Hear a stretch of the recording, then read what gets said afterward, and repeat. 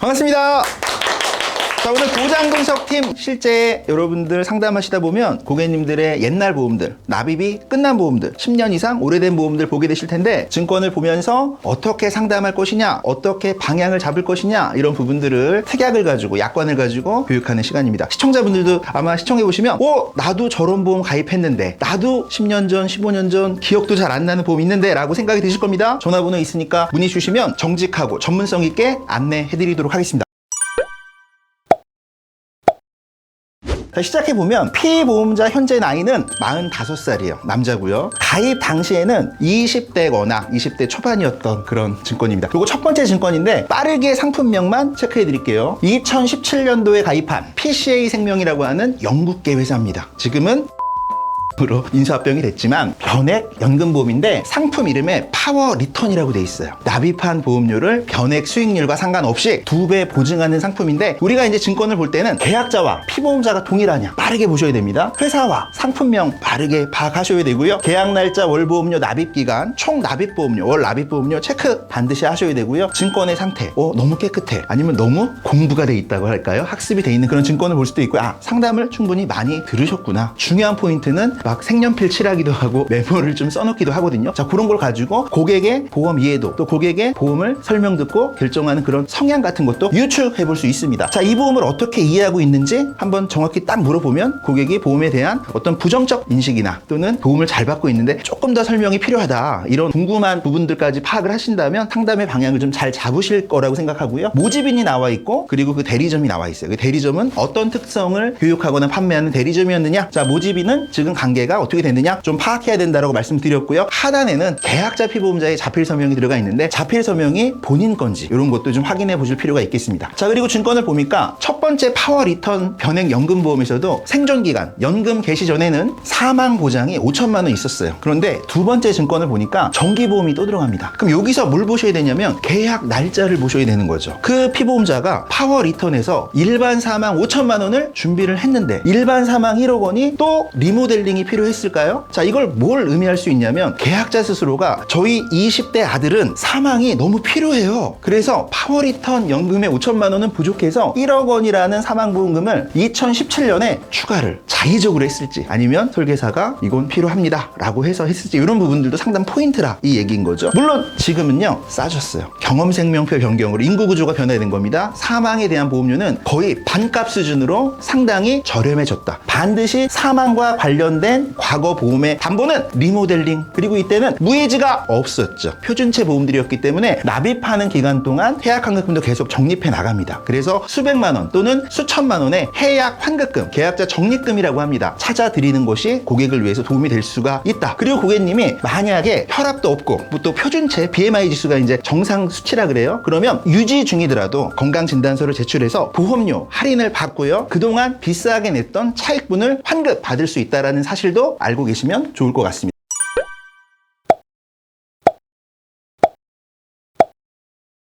자, 오늘 방송이 이제 실제 교육의 내용이에요. 자, 이게 OK콜 2003년도 보험이에요. 그리고 계약자 피보험자는 지금 같은 분으로 되어 있습니다. 아드님 이제 계약자 피보험자죠. 자, 보면은 주계약이 되어 있고 특약이 되어 있어요. 자, 오늘 이제 교육의 핵심은 주계약에 대해서 특약에 대해서 여러분들은 어떤 기준을 가지고 설명하느냐예요. 근데 먼저 설명을 하는 것도 좋은데 질문을 잘해야 됩니다. 왜냐면 이게 너무 광범위하기 때문에. 그래서 그 포인트를 찝어 드리도록 하겠습니다. 자, 이런 식으로 지금 증권이 쭉 담보가 나와 있는데 굉장히 이제 학습할 게 많죠. 저는 분명히 나눠라 라고 설명을 드리고 싶어요. 어떻게 나누냐면 치명적 위험이냐 생활 속에서 우리가 치명적 위험이라고 인식하지 못하는 위험이냐 이렇게 나눌 수 있겠고요. 그리고 내가 최초 1회 보장받는 보장이냐 아니면 회당 반복 보장받는 보장이냐 나눌 수 있겠고요. 고객이 보험을 유지하는 기간 동안 이런 사고가 있었느냐 없었느냐 그런 부분도 좀 나눌 수 있겠고요. 그리고 고객님이 앞으로 보험을 대비할 때 어떤 부분에 대해서 더 필요성을 가지고 있느냐 없느냐를 여러분 머릿속에 나누고 실제 저 같은 경우에는 증권을 다 복사를 하거나 사진을 찍어서 프린터를 합니다. 그리고 이거를 밑줄을 다 치면서 얘를 분해를 해요.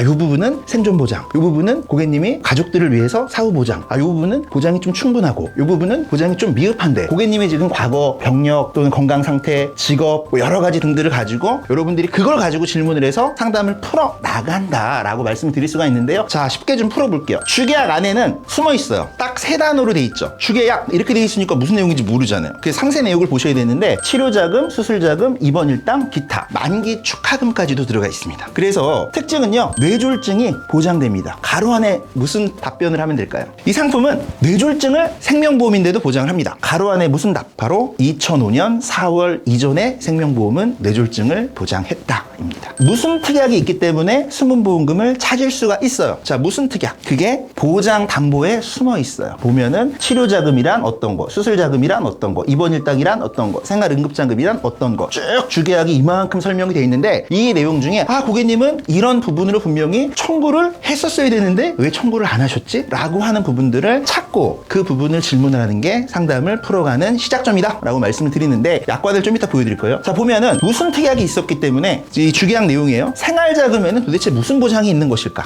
암특약에는 또 단점도 있어요. 장점도 있고요. 그래서 암특약에 대한 단점은 무엇일까? 이런 부분들을 상세 보장 내용을 보면서 인식하고 있으셔야 되고, 그거를 설명해 주시거나 질문을 좀 해주셔야 됩니다. 그랬을 때 고객이 답변을 하면서 소통을 하게 되거든요. 자, 숨은보험금들이 있는데 약관을 좀 이따가 제가 보여드릴 거예요. 자, 이게 2003년도 지금 현재는 판매가 중지된 2003년 12월까지 판매된 약관입니다. 자, 먼저 기능적 내용을 짧게 몇 가지만 소개해 드릴게요. 적립금이 있죠. 근데 고객님이 지금 현재 경제 상황이 무진장 안 좋아서 설계사를 만난 이유가 보험을 다 줄이겠다는 거야. 도저히 납입할 여력이 없기 때문에 보험을 다 해약하겠다는 거예요. 자, 그랬을 때 과거 이런 생명보험 상품들은 해약 환급금을 담보해서 자동 대출을 신청하면 1년 동안 보장은 유지가 되면서 신용도와 상관없이 아주 간단한 방법으로 보장이 유지될 수가 있는 거죠. 만약에 고객님이 건강 상태가 너무 좋으셔가지고 다 신규로 가입이 가능하다라고 하면은 새로 설계를 짤 수도 있겠지만, 고객님이 건강 조건이 안 좋거나 정상적 인수가 안 되는 상황에서라면은 리모델링 기법 중에 자동 제출을 잠깐 신청해서 이렇게 좀 넘어가는 기능들도 있는 거죠. 자, 그리고 나서 많은 생명보험에서는 유니버셜 기능들도 있습니다. 유니버셜 기능이 있는 상품은 월대체 유지가 되기 때문에 굳이 보험료를 납입하지 않더라도 보험의 보장은 그대로 받으면서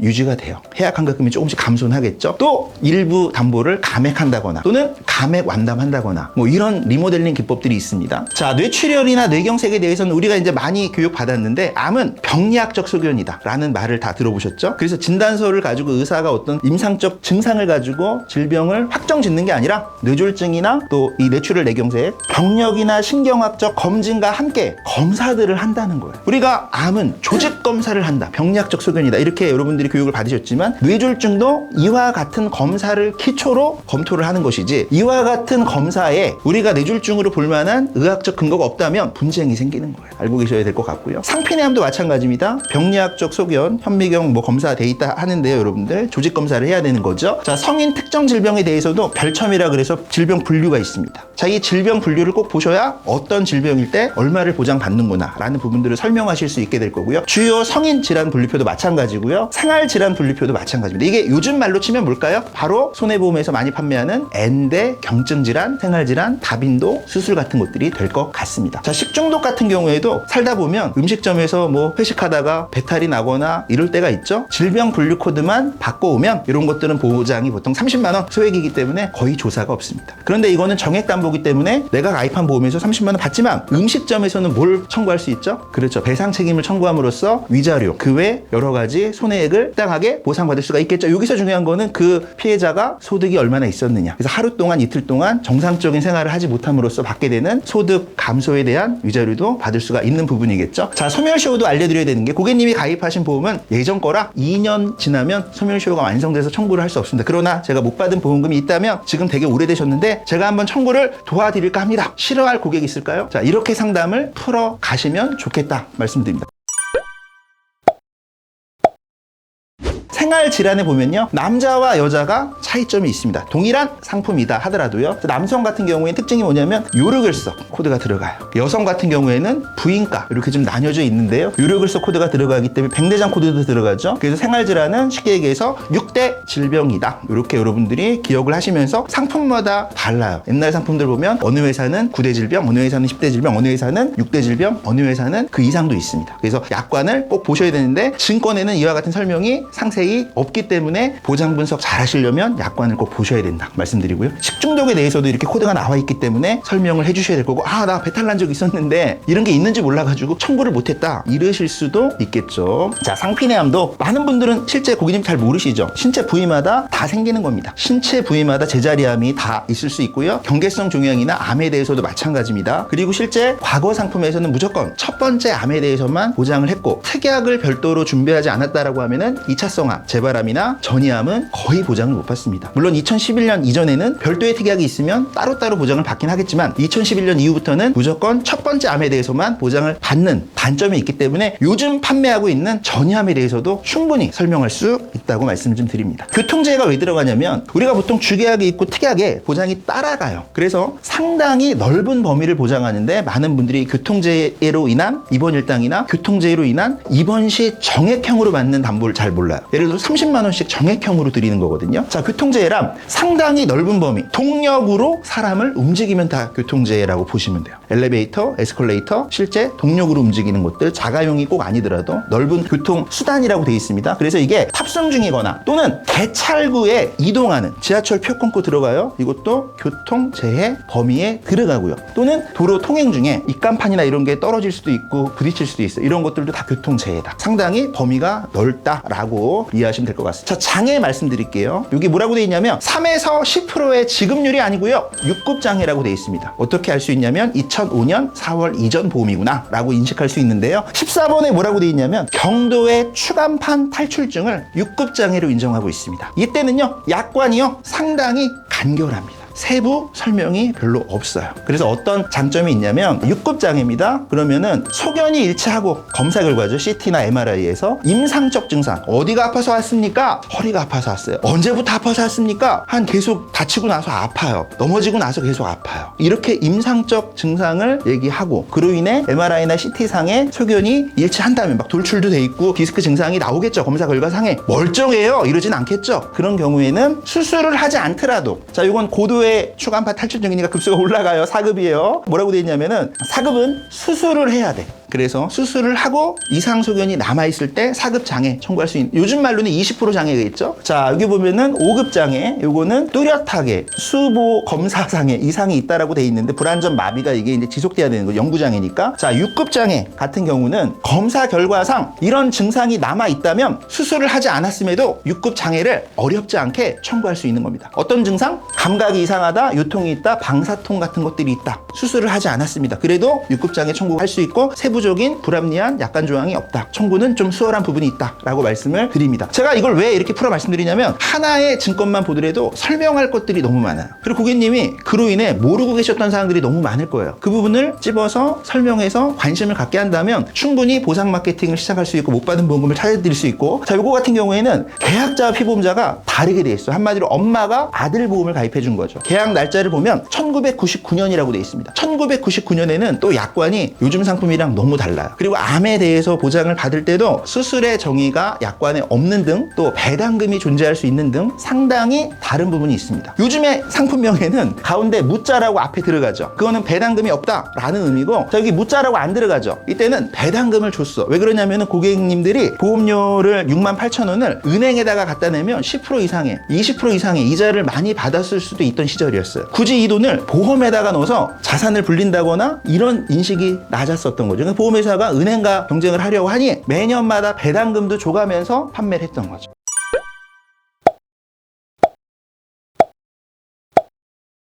자, 오늘 보장 분석 강의는 실질적으로 증권을 보면서 설명을 드렸는데 이게 여러분 굉장히 간단치 않다라는 내용을 피부적으로 느꼈을 거예요. 공부를 얼마나 설계사가 많이 해야 되는지에 대한 반증이고요. 다시 말씀드리지만 이 열거를 하면 정말 너무나 많은 항목을 만들 수는 있어요. 증권을 볼 때, 자, 이거를 하나하나 물어보면서 보는 게 아니고 내가 눈으로 스캔으로 그냥 쭉쭉 파악해야 돼요. 계피가 같구나, 다르구나, 회사 어디구나, 이거 어떤 회사 특징이 있어. 왜 회사마다 모든 상품을 다 잘 팝니까? 다 회사마다 좋습니까? 그렇지가 않고 회사마다 자기네 주력 상품이 있고 자기네 주력 상품의 역사가 있고 타 회사보다 유리하다라고 얘기할 만한 그런 특약들이 숨어 있다는 거예요. 그래서 회사의 상품명 이런 것들을 꼭 보면서 학습해 나가셔야 되며 계약 날짜와 월보험료와 총보험료와 정상적으로 유지가 됐는지 아니면 돈을 좀 인출했는지 아니면 대출을 받았는지 이런 부분들도 상담을 하여야만 하는 거고 계약자 피보험자가 다르면 혹시라도 보험을 해지한다거나 계약 내용을 변경하는 건 누가 할 수 있죠? 근데 계약자가 어머님이잖아요? 그 어머님이 사망하시면 어떻게 되겠습니까? 어머님이 지금 현재 인지 능력이 나이가 많이 드셔가지고 별로 없으시다면 어떻게 하시겠어요? 계약자를 변경해 주는 것 또는 수익자를 지정해 주는 것 이런 것들이 실제 영업에서는 매우 큰 부분인데 설계사들이 그런 부분들에 대한 경험이나 실행을 별로 안 하다 보니까 많이 놓치고 있다 라는 부분까지 좀 말씀을 드리면서 상당히 보험증권을 보면 마구마구 떠올라요. 아 이건 이렇게 공부를 해서 이 부분에 대해서는 이렇게 전달해야 되겠구나. 그리고 고객님이 원하는 부분이 이런 부분을 설명했을 때 마음을 열고 소통을 하겠구나. 여러분들이 지금 2대 주요 치료비가 15,000원입니다. 이건 잘 안 들으실 수 있어요. 그러나 고객님이 과거에 이미 가입해 놓은 상품에 대해서 정확한 분석을 하고 정확한 설명과 그분 관점에서 너무 필요했다. 이 상품이 이런 상품인지 몰랐다. 이런 부분을 설명해 주는 것이 진짜 보장 분석이란 얘기예요. 그래서 오늘 보장 분석은 실무편으로 안내를 드렸습니다. 유익하셨다면 좋아요, 구독 부탁드리고 다음 시간에는 더 전문적인 내용을 가지고 인사드리겠습니다. 보장 분석팀 많이 아껴주시고 문의 많이 주세요. 고맙습니다.